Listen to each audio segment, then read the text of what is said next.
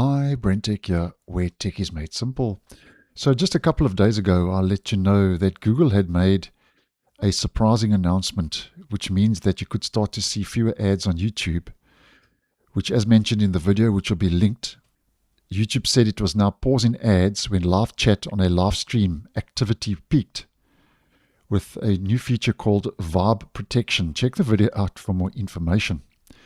Now, in regards to live streams, Google has now confirmed that side-by-side ads for live streams are now rolling out to mobile after launching on desktop and TVs last year. So just a quick video to keep you guys posted.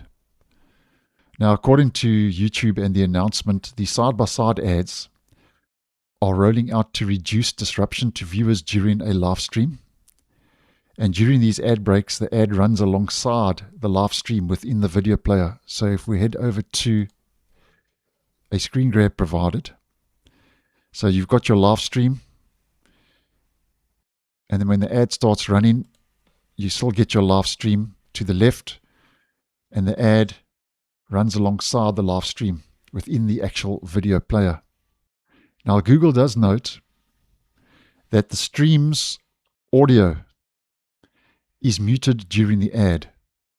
So viewers will lose out on the audio content from the live stream during the ad break, because during the ad break, stream is muted, obviously ad audio is playing.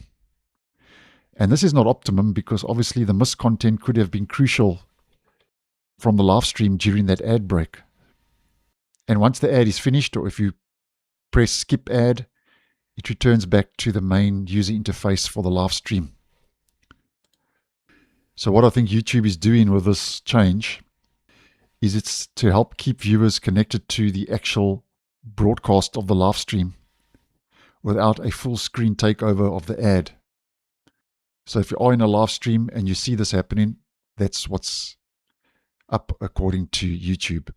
So thanks for watching, and I'll see you in the next one.